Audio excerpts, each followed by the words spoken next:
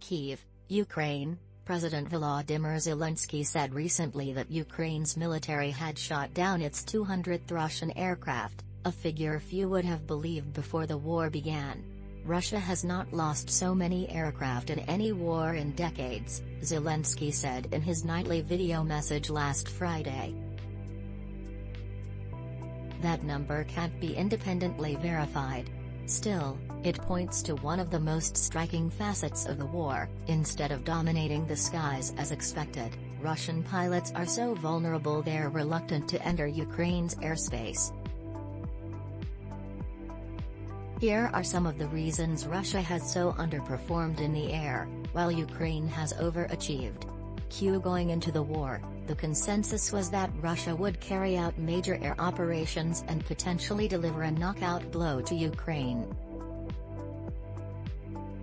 What happened? To answer that question, I took a short drive outside Kyiv today. Russia was so confident of its air power that on the first day of the war, February 24, it sent around 24 helicopters loaded with paratroopers to take the Hostomel Airport, a military and cargo airport, less than 10 miles northwest of the capital. Russia's plan to secure the base, then call in many more troops to land there, with the intention of seizing Kyiv within days. But the Russians were beaten back in several days of heavy fighting.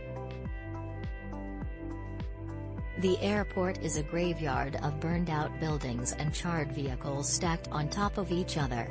But Ukrainian troops are at their base, civilians are combing back into the ravaged town. This episode set the tone for Russian air operations that have fallen far short of expectations. That was just one battle. Russia has far more warplanes, and far more modern aircraft, than Ukraine. Why isn't this translating to a Russian military advantage over time? The Russians are believed to have at least 15 military aircraft for every one Ukraine has, and some estimates say the balance is even more lopsided.